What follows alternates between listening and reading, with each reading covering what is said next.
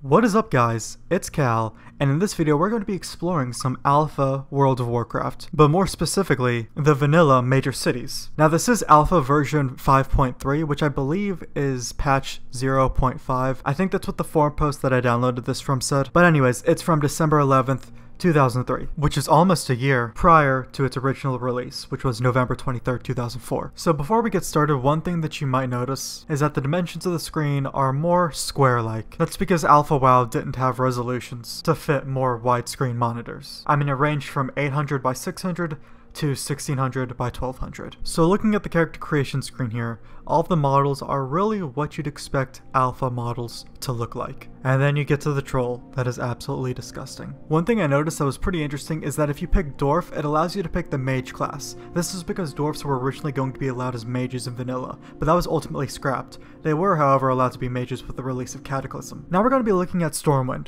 But one thing I want to show you first is the old talent panel, which can be accessed from the character panel. There were skill points that could be obtained from killing monsters, and these points could be spent on leveling up your trade skills, weapon proficiencies, or to increase attributes. Now just walking into the city, moving a bit slow. Okay, that's much better. The entrance looks relatively unchanged, and the entrance buildings look roughly the same, just with no NPCs and the lighting textures are a bit off. It does, however, look like the auction house building wasn't implemented yet. The entrance to the bank does have a turned corner in it, which leads right into what the vanilla Stormwind bank looked like. And now here's the inn. It's very dark, a bit gloomy. Also, there's no second floor. Now let's take a look at the Mage Quarter. The Mage Quarter is relatively unchanged. There were just some blue tents around the place that didn't make it to live, but that was about it. Then walking up the Mage Tower, into the Wizard Sanctum, and there's no portal. Not much of a surprise there.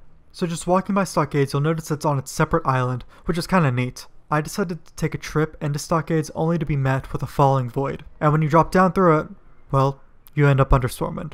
Which getting under Stormwind was a very well-known glitch in vanilla. I couldn't replicate getting to the glitch in this video, but that may have been because I was a short gnome, but it was something that took Blizzard a while to fix. Sometimes horde groups would use it to their advantage and send a warlock and someone else on a death run to get under Stormwind, just to summon a whole raid group. And there was an open gaping hole that just resided underneath Stormwind, where when you fell through it, you appeared in the Mage Tower room of the Mage Quarter. But now entering the park, which I noticed was first called the Night Elf District. The only thing I noticed here was the glitched out water, and the fact that the moon well was deep enough for me to drown in it. Although, that wasn't so much of a glitch, just because I was a gnome. So I guess it's a good thing this build didn't have breath meters. Now entering the Cathedral Square, nothing really different. Once again, saw a few of those blue tents. I even went into the catacombs, and there's really nothing out of the ordinary there. Now into the Dwarven District, which the game soon told me I was actually in the Mage Quarter. Just a slight glitch, it is alpha build. Now look relatively the same. Here we are in the Dwarven Embassy room, which was in vanilla, but we know it today as the Dwarven District Bank. This room wasn't changed at all from the live release, except the lighting was a bit different, and there are a few chairs placed around the tables at the edges of the room. I mean, this room didn't even have NPCs in live WoW. It was mostly used as an RP room. Now the Stormwind side of the Deep Run tram isn't here, but you can see a graphic on the wall that showed that they had it in mind. As for Old Town,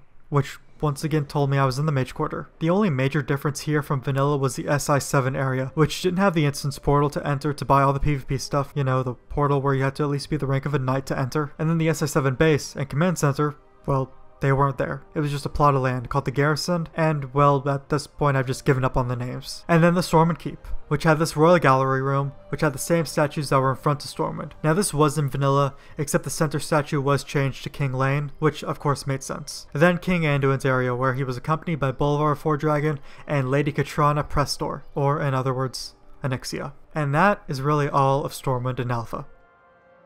Next up we'll be looking at Ironforge, which you'll notice is drastically different. The front looks the same, except there's not a giant dwarf statue. But as you walk through, you'll notice Ironforge has a whole second floor, which we'll look at later. Now there's also an inner layer to the place. It was really just a mess of a maze. As you maneuvered your way through the inner layer, you'd find the center forge of the place, which had little holes around it that one could easily fall in and die from lava. Very poor architecture design if you ask me. Now here we are back at the outer layer, going up to the second floor of Ironforge. I honestly couldn't tell you where I am in Ironforge right now in respect to the more modernized version of it.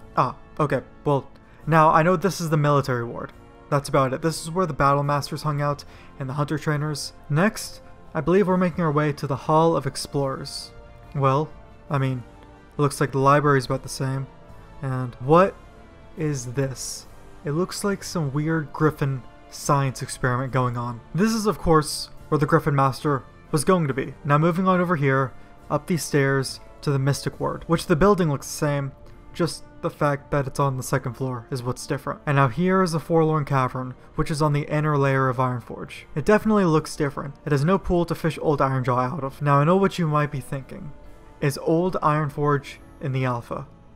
Of course it is. It looks like there was going to be an elevator that led down there, and it looks just like how it did pre-Cataclysm, since in the early days of WoW, it was possible to get here by glitching behind a door, or if you dueled a mage beside it and they polymorphed you, and your sheep just so happened to walk right through the door. But anyways, this is old Ironforge, if you've never seen it, or you probably have since you can easily get here in today's WoW, since Magni Bronzebeard's crystallized body was kept here, until Legion, where he plays a more significant role. Now, on the other side, there's another elevator that leads into Ironforge's side of the Deep Run tram, which obviously looks way different from vanilla, or today's iteration, but at least it's something. I decided to run to the end of the tram to see what I'd find, and, well, I was met with a void, where I fell forever, and that is Ironforge.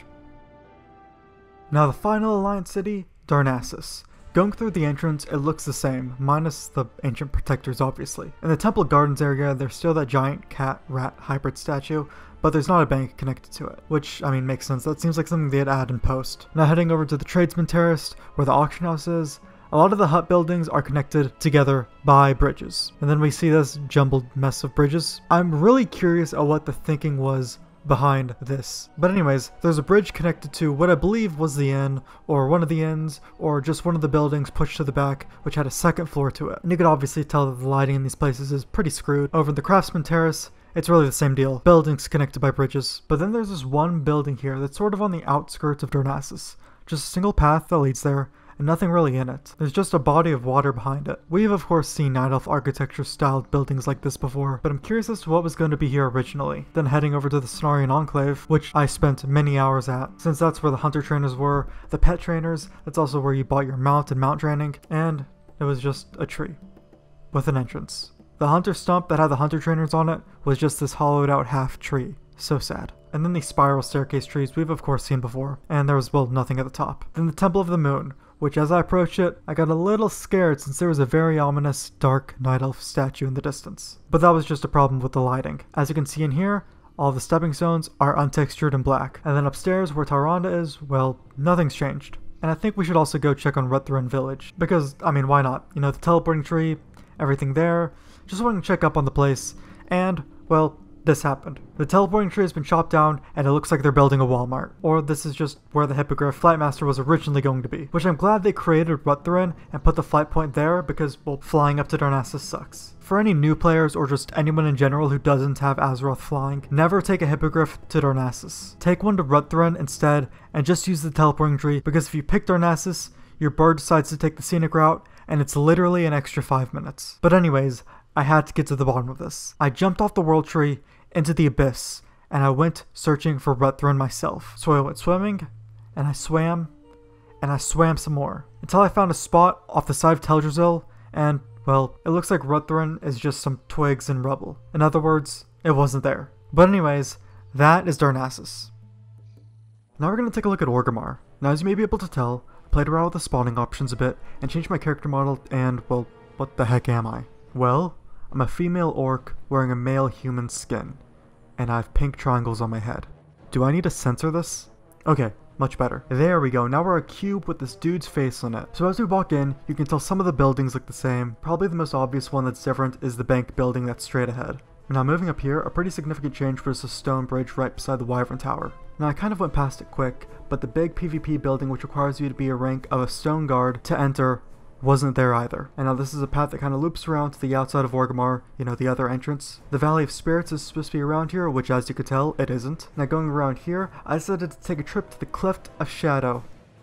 And, oh god, please get me out of here.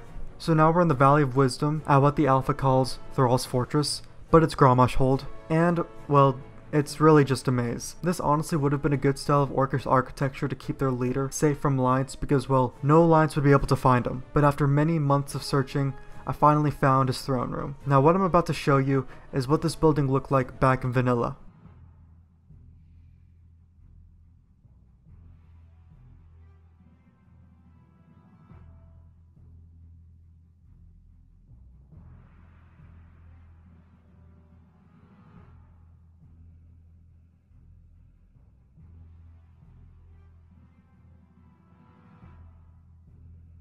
Yeah, a lot simpler.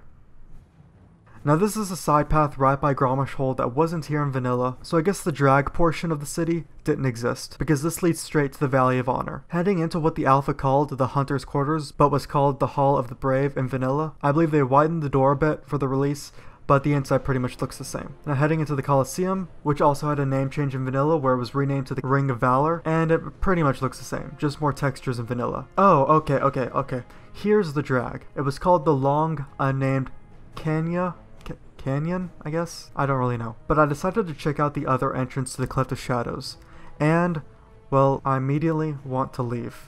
I decided to revisit the Valley of Honor because I didn't look all around it completely, and I just realized that it's called the Warriors District, if you look at the top right corner there. But anyways, this building wasn't here in vanilla. This was the small rocky structure that the hunter trainers hung around at, so it seems it was a pretty basic building at first. And I also found this pitch black room. That's nice. And as I was searching some more, I got stuck. So I guess that concludes Orgrimmar.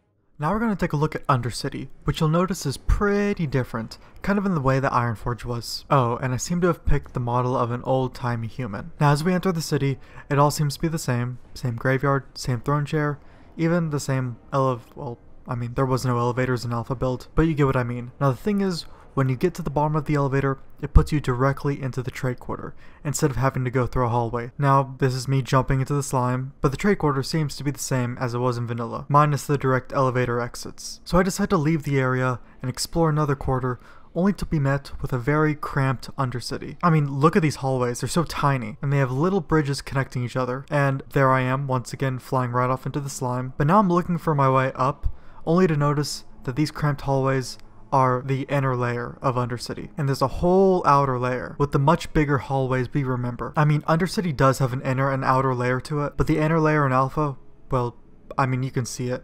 It's filled with slime, and you can't really walk around it. You can just walk across the bridges to the other quarters. I try to find my way back to the inner layer to explore it a bit more, but I find this pathway that leads above where all the profession trainers kind of hang out, and they have second floors above them. Now we'll look more at those second floors later, but I finally do find a pathway back to the inner layer, but I mean, it isn't much. They just have entrances to the center trade quarter, and the small bridges just connect them to the outer layer of Undercity. So now let's take a look at some of those quarters around Undercity. This is the war quarter, as you can tell. They couldn't afford moving slime yet. Taking a look inside this building, I mean, it looks the same, the outside and the inside. Now the magic quarter, still the same deal, didn't look different. And then the rogues quarter, which was also the same as the vanilla release. You're probably noticing a pattern here. And then the apothecary quarter, which, when you go to the back of it, it looked the same. Just the lightning effects from those things off the ceiling was slightly different. Then exiting the apothecary area, we see this giant thing, which was there in vanilla, but one thing I noticed is that this area had slime, but in vanilla it looked more like a green, rocky ground. Now I wanted to check the sewer entrance. I wanted to see if it was different at all, but it was, well, the same. Now I wanted to take a closer look at the second floor area. Around the inner part of the outside layer of Undercity were where most of the profession trainers were, and in alpha they had a walkway to go up to a second floor above them, for whatever reason. Now in vanilla, there still were entrances and stairs up on the second floor, but there were no stairs to actually get up there. So as you can tell, they scrapped, well, I mean the main part of it, I guess. There were also these sort of sky bridges that you could go from one side of the upper part of Undercity to the other side, still on the second floor. And now I wanted to find Sylvanus' quarters to see if they changed it at all. So after I finally found it, it was unchanged. The only difference that I noticed was that it was called the Hall of the Dark Lady in Alpha, but was changed to Royal Quarter in Release. So it seems the major changes to Undercity were the elevators going right into the trade quarter, the inner layer was filled with the slime, and the profession trainers had a second floor to their area. And, well, that was Undercity.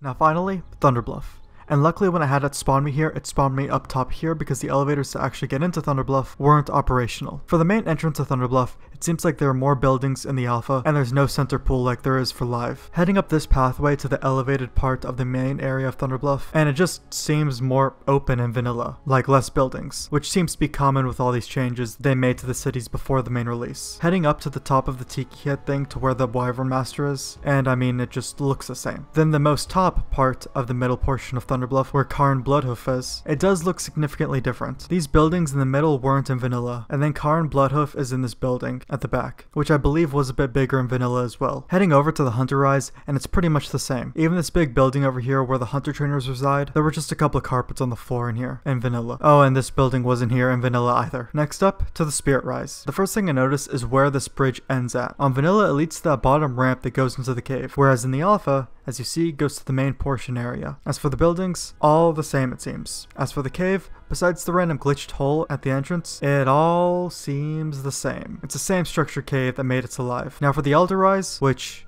doesn't seem changed at all. So as you can tell, Thunderbluff as a whole, relatively unchanged. And there's Thunderbluff. So those are all the faction cities in Alpha. Some changed more than others. Personally, I think that Ironforge was changed the most from when it hit live, and I mean, I don't know, maybe Thunderbluff was changed the least. Really, the only semi-major change Thunderbluff had that I can remember was the area in front of Karn Bloodhoof's building. But anyways, I hope you guys liked the video. It's always interesting to see how far the game has come. I mean, this video focused mostly on the changes Alpha had versus Vanilla. I mean, obviously the cities have changed today since then. I might do more videos like this if you guys enjoyed it, like looking at other areas around Azeroth, or some hidden areas like Programmer's Island or the Developer's Playground. Maybe some areas that were in Alpha as leveling zones but completely scrapped before the main release, like Gilligam's Isle or the island of Dr. Lepidus. I don't know. I could even go into the Alpha of different expansions. The possibilities are endless, honestly. But if you enjoyed the video, you can let me know in the comments below, or leave a like. You can sub to the channel for more videos like this, and